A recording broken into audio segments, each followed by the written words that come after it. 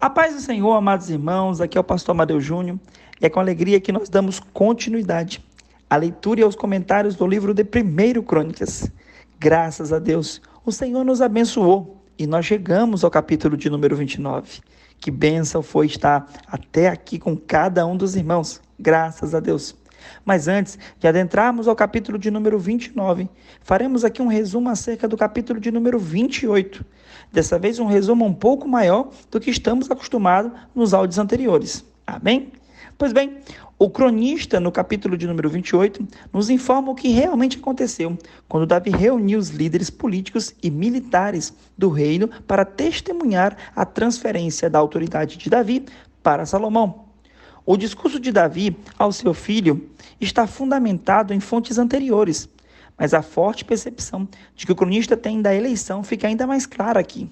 Deus havia escolhido Judá dentre as tribos de Israel e escolheu a família de Jessé de dentro da tribo, Davi de dentre os filhos de Jessé, e agora Deus estava escolhendo Salomão de dentro dos muitos filhos de Davi, para ocupar o trono e continuar a dinastia. Bom, da perspectiva do autor, essa sucessão de eventos era constituída de atos de Deus, ou seja, Deus estava operando tais coisas. Não meramente as circunstâncias da história, ou seja, porque a história quis que fosse assim. Era Deus construindo toda essa história. Bastava apenas Salomão obedecer aos mandamentos de Deus. Olha que coisa mais fantástica acerca disso aqui. Tudo o que Salomão precisava era obedecer os mandamentos de Deus. Assim, a sua sucessão estaria garantida. E a terra e a sua permanência na terra de Israel também para todos sempre. A ligação do cronista para a sua época é clara. O propósito principal, no entanto, é a construção do santuário aqui no capítulo 28. A casa de Deus, o símbolo da presença dele entre o seu povo, ou seja, no meio do seu povo. Davi ocupava a mesma posição em relação ao templo que Moisés ocupava em relação ao tabernáculo. Que maravilha! Louvado seja Deus! O capítulo anterior, o capítulo de número 27, apresenta as muitas palavras de Davi, como também as últimas obras dele. A preparação de Salomão e das pessoas que iriam construir o templo. Louvado seja Deus! Queridos, quero fazer uma pergunta para você. Que bem traria ter um templo bonito se o povo desobedecesse ao seu Deus?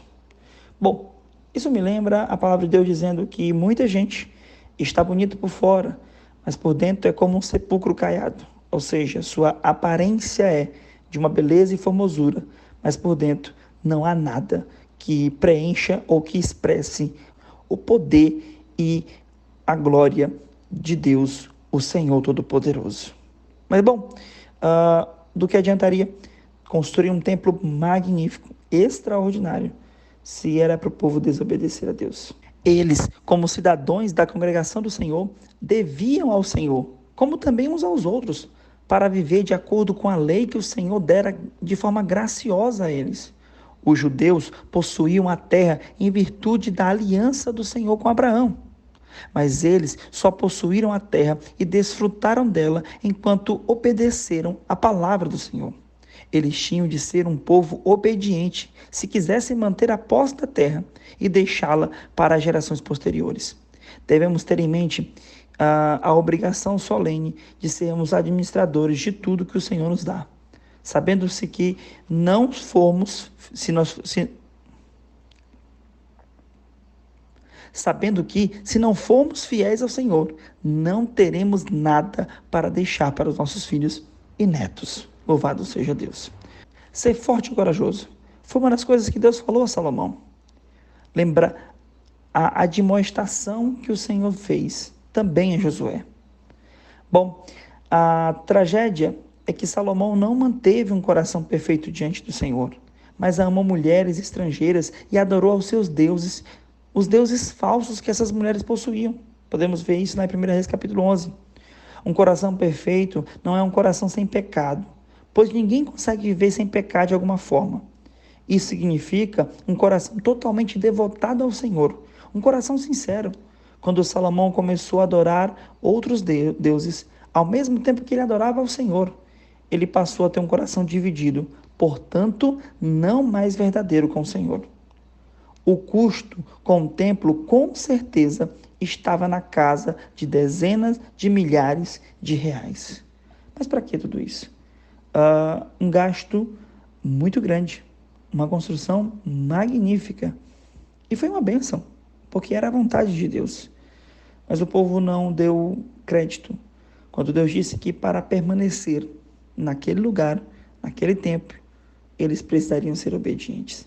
E, portanto, perderam a oportunidade de desfrutarem eternamente das bênçãos de Deus. Queridos, Jesus pagou um preço muito caro por nós. Jesus pagou um preço que é muito mais valioso do que dezenas de milhares de milhões de reais. Com certeza, Deus pagou um preço muito maior por nós, por intermédio do seu Filho. E tem muita gente que não tem entendido que para chegarmos ao céu, para vivermos as bênçãos da plenitude eterna que o céu nos traz, precisamos ser obedientes a Cristo e a sua palavra. E se formos obedientes a Cristo e a sua palavra, então herdaremos a eternidade ao lado de Cristo. Pois o custo do templo foi muito grande. E o povo não permaneceu obediente ao Senhor. E o Senhor cumpriu sua palavra. A mesma coisa será em relação à igreja. Deus, por intermédio do seu Filho, pagou um custo muito alto. E disse que ele vai voltar para buscar o seu povo. E aqueles que não viverem conforme aquilo que a palavra de Deus diz, terão que ver a sua oportunidade de morar no céu, de ver com Cristo eternamente, ruir diante dos seus olhos, por falta de obediência a Deus e a sua palavra. Amém? Graças a Deus. Queridos, vamos agora para o capítulo de número 29. Capítulo esse que nós estaremos dividindo em 2 áudios. Sim, 2 áudios. Teremos 2 oportunidades de finalizarmos o capítulo de número 29 e, consequentemente, também o livro de 1 Crônicas. Bom, no capítulo de número 29, alcança-se um clímax momentâneo e alegre para o reinado de Davi. Enquanto a nação se reúne para contribuir com os fundos do templo, ou seja, com os recursos para construir o templo, aquele clímax de alegria, aquele clímax de louvor, de festa, toma conta de toda a cidade. Bom, os versículos 1 a 9 é a confirmação de Salomão como rei. Em seu ponto alto, há uma oração de Davi, ali dos versículos 10 ao versículo 20. Podemos dizer que foi uma das mais belas e impressionantes orações que a Bíblia nos traz. Essa oração de Davi, do versículo 10 ao versículo número 20. Seu efeito é desviar a atenção de Davi, ou seja, o efeito dessa oração é desviar a atenção de Davi, e também de Salomão, como também do templo, para Deus, que tornou possível todas as realizações deles. Ou seja, esta oração, ela mostra que o personagem principal não é Davi, o personagem principal não é Salomão, e o personagem principal não é muito menos o templo, mas sim o Senhor que tornou possível todas estas coisas. Bom, parte da sua fraseologia até aparece na oração do Pai Nosso, sabia disso? Lá no verso 11. O capítulo termina como um sumário, ou seja, como uma descrição de alguns dos fatos básicos do reinado de Davi, ou seja, como se fosse um resumo, Ali se fosse uma forma de você, quero ver o que aconteceu nessa parte da vida de Davi. Fica aqui dos versículos 26 ao versículo 30. Bom, os versículos 21 a 29, enquanto Davi recebia o reino através de uma mudança da dinastia, o lugar de Salomão no trono do Senhor significa a permanência da casa de Davi. Ou seja, Salomão assumindo o trono que o Senhor estava dando, significava que Davi e que a sua dinastia perpetuaria. Louvado seja o nome do Senhor Jesus Cristo. Sendo verdade que este é um relato bem diferente do de Davi, daquele que nós encontramos ali no livro de Reis, os objetivos de Crônicas também são bem diferentes. O propósito de Crônicas é chamar a atenção para o controle soberano de Deus sobre Davi e Israel e todo o reino de Davi, apesar de algumas das suas dificuldades. O poder de Deus foi aperfeiçoado na fragilidade de Davi. Graças a Deus, né, irmãos? Graças a Deus. Bom, a oração, ela tem um papel importante em Crônicas. Irmãos, como nós falamos de oração no livro de Crônicas, especialmente nos relatos do próprio Davi. Esta oração é a última de uma série de 3 grandes orações que nós já destacamos aqui, lá no capítulo 16, no capítulo 17 e agora no capítulo de número 29. Todas compartilham de uma estrutura muito comum, parece muito uma oração com a outra. Cada uma tem uma fonte que dá uma ênfase no louvor, na adoração a Deus, por sua natureza e fidelidade, e também na sua aliança. E cada uma termina pedindo a Deus que continue mantendo a sua promessa, junto com a oração de confissão de Davi. Ou seja, cada uma destas orações, elas terminam Davi pedindo a Deus para que ele mantenha a sua promessa. Como Davi disse a Deus, eu vou cumprir toda a minha parte da forma como for possível, mas me ajuda para que eu não perca a promessa.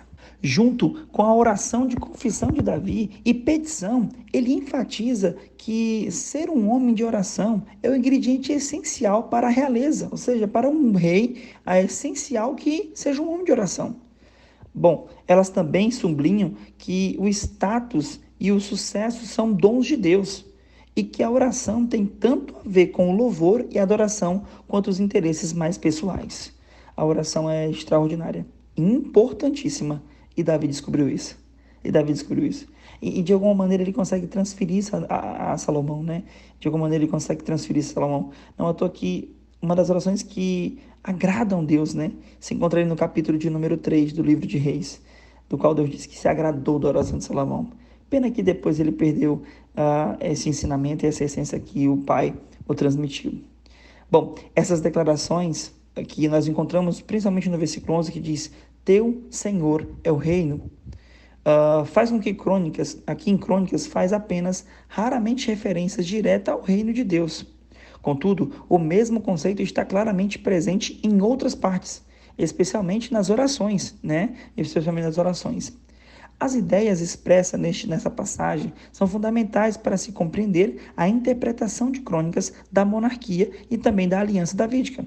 Somente o reino e o poder de Deus são absolutos.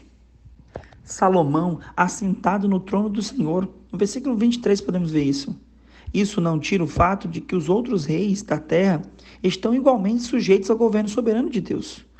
Um ponto importante é de que o reino de Deus não se restringe ou fica confinado por seus representantes humanos. Sua base é o próprio Deus, visto que tudo vem de Deus. O sucesso e a prosperidade humana também derivam, em última instância, do próprio Deus. O próprio rei Nabucodonosor da Babilônia reconheceu que o Altíssimo tem domínio sobre o reino dos homens e ele dá a quem ele quer. Lá em Daniel capítulo 4 podemos ver isso, né? No Novo Testamento, irmãos, o tema passa por outro desenvolvimento. Jesus é revelado como a personificação do reino de Deus, unindo sua dimensão humana e divina. Agora ele está assentado acima de todo principado, potestade, poder e domínio. Ele é a cabeça de todas as coisas para a igreja, que é o corpo de Cristo. Louvado seja o seu nome.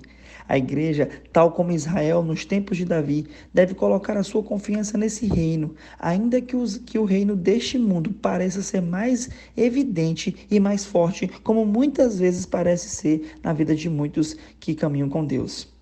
Devemos esperar confiantemente pela intervenção de Deus em nossas vidas, que ela venha nesta vida ou que na segunda vinda, nos céus. Nunca nos esquecendo que se nos submetermos ao reino de Deus, ele propiciará um quadro seguro para toda a vida. De acordo com Davi, a forma mais certa de obtermos isso prontamente é através da oração e do louvor, graças a Deus. Isso ele diz no livro de 1 Crônicas, capítulo 16, versículo 31, e no capítulo 29, versículo de número 11, né? Graças a Deus, né? Vamos ver de forma mais detalhada acerca de cada parte deste capítulo de número 29. Por exemplo, Davi, ele pede com a consagração de Israel. Isso do versículo 1 ao versículo número 5. A assembleia aqui era composta de todo o povo, com uma duração de 2 dias, que alcançou um propósito duplo de receber dádivas para o templo e confirmar o reinado de Salomão. Os versículos 1 e 2, Davi começa seu discurso relembrando os primeiros estágios dos preparativos do templo, que acontece lá no capítulo 22, por exemplo.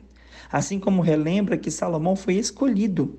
Apesar disso, ele era inexperiente, ou seja, apesar de ele ter sido escolhido, ele ainda era inexperiente. E, no entanto, a tarefa para que ele devia desempenhar era uma tarefa muito grande, muito grande. Davi repete isso por muitas vezes, que Salomão era o escolhido, né, mas era inexperiente e que a obra era muito grande.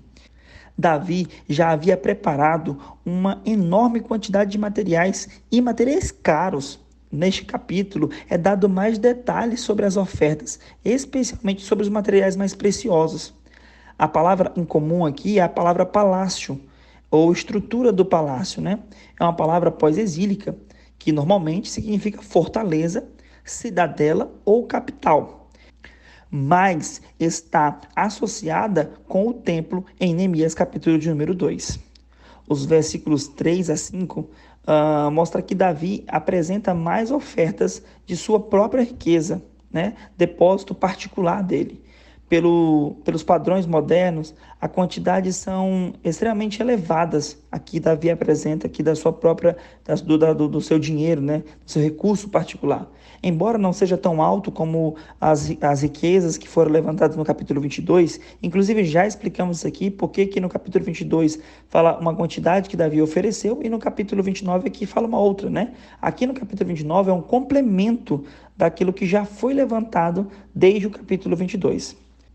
Podemos dizer que Davi foi um soldado mais bem-sucedido que Israel teve e que a maior parte das suas riquezas vinha de despojos de guerra. O ouro de Ofim era um sinônimo de ouro puro e foi importado em grande quantidade por Salomão, lá no livro de 2 Crônicas. A generosidade com a oferta adicional de Davi levou um apelo para que cada um se consagrasse, ou seja, desse uma oferta generosa também. O povo estava assumindo o aspecto da função dos sacerdotes. Louvado seja o nome do Senhor Jesus Cristo. Bom, os versículos 6 a 9, os líderes e o povo deram atenção ao apelo, ou seja, Davi levantou esse apelo e o povo abraçou essa causa. Os líderes são aqueles listados lá no capítulo número 27. Tanto a quantidade como a qualidade da doação era significativa. A oferta de Davi representava mais da metade do ouro e a prata somadas em comparação à oferta dos demais líderes. As dracmas de ouro, que podemos ver no versículo de número 7, era uma moeda que foi cunhada sobre o reinado do rei Dário, do rei Dário I, ali no ano 522 a 486 a.C., e não do ano de 515 a.C. Ou seja, essa moeda é um uso pós-exílico. Óbvio, provavelmente, né, que foi substituído o equivalente à moeda da época, né? A época da moeda que era usada na época em que ocorreu a construção do templo. Ou seja, esta moeda da dracma estava substituindo uma moeda no período da construção do templo. Era como se fosse hoje a gente fazendo uma correção do cruzado velho, do cruzado novo, pelo real, né? Que é a moeda que hoje nós temos no nosso país. A quantidade de 10 mil dracmas é igual a 85 quilos e, aparentemente, trata-se de um valor menor que 5 mil talentos, que seria equivalente a 150 mil quilos ou 150 toneladas de métricas. Mas é impossível, após anos, compreender todas as questões acerca dos números financeiros que são destacados aqui em Crônicas. Muitas vezes se pensa que o levantamento do fundo para o templo foi inspirado em uma iniciativa semelhante ao da tenda. Embora pareça realmente que seja isso, podemos encontrar várias diferenças importantes que mostrem a independência desse acontecimento. Por exemplo, as dádivas são feitas antes pelos líderes do que pelo povo como um todo. A gama de ofertas aqui é mais estreita e a doação excessiva, né, em comparação a Êxodo. não tem ali um paralelo entre eles. Eles ofertavam livremente, como destaca o versículo 9. E o termo-chave nesse capítulo é justamente essa questão da oferta livremente. Essa disposição do livremente também foi característica da doação para a tenda, lá no livro de Êxodo, e para o segundo templo também, ali no livro de Zorobabel. Mas aqui, a falta de qualquer distinção entre a oferta de si mesmo e a oferta de coisas imateriais é bastante impressionante. Aqui é uma oferta impressionante. Essa generosidade sacrificial surge de um coração íntegro. E porque o doar era dirigido ao Senhor, ou seja, quem estava doando em direção ou a Deus, ao Senhor, e não apenas a um projeto de construir um templo propriamente dito. O povo entendia que doar era algo que fazia parte de uma adoração genuína para Deus e não apenas de construir um templo. O templo tinha um simbolismo muito grande, irmãos. Muito grande, mas muito grande mesmo. Você deve imaginar o porquê que os mais velhos choraram quando viram o segundo templo. Quando eles comparavam, né, com quão foi magnífico o templo construído por Salomão. Essa comparação era um pouco desleal, né? Até por isso eles choraram, porque eles lembraram de como era magnífico e que o segundo templo de Zorobabel nem tenha ficado perto do esplendor do templo de Salomão. Bom, queridos, a oração de Davi. Nós podemos ver aqui no capítulo 29 uma oração fantástica. Os versículos 10 até o versículo 20 vão falar muito sobre essa oração. Essa oração magnífica demonstra, sem contradição, que a prioridade de Crônicas é quanto à essência do culto, muito mais do que a sua forma. Seu interesse está centrado não em Davi, ou até mesmo no templo, que é algo muito importante, mas o centro do capítulo está no próprio Deus e também em seu reino. Podemos ver que a oração se concentra no louvor e na petição. É difícil classificar, né? Exceto que parece muito com o Salmo 145. Ela é um salmo do reino de Deus, ou para o reino de Deus. O reino de Deus não é apenas um objeto de louvor, mas é a fonte da riqueza da qual as contribuições têm sido feitas para o recurso do templo. Ou seja, o reino de Deus, ele estava sendo representado não apenas pelos louvores que estavam sendo entoados ali, mas também pelas riquezas, pelas contribuições que estavam sendo feitas para levantar o recurso de construir o templo. Até o pedido de Davi, irmãos, até o pedido de Davi, para que as suas futuras gerações possam manter a mesma atitude para com Deus, apela para a soberania de Deus, o Senhor Deus de nossos pais, Abraão, Isaque, Israel. Lá no versículo 18, ele traz um destaque de que a soberania de Deus vem de muito tempo antes e que ela continue muito tempo depois. A linguagem é cheia de citações e alusões ao Antigo Testamento que reflete o uso da época do cronista e de Davi. Apesar de ser impossível ter certeza da data precisa de que Davi escreveu ou falou cada uma dessas frases, isso mostra o quanto que Davi entendia que a soberania de Deus estava acima de todas as coisas. Louvado seja o nome do Senhor Jesus Cristo, né, irmãos? Que bênção, que alegria. O capítulo 29 é extraordinário, mas ainda não acabou. Ainda não acabou. Amanhã retornaremos com o capítulo número 29 para finalizarmos, se assim Deus nos permitir. Em nome de Jesus. A paz do Senhor Jesus. Fica com Deus. Amém.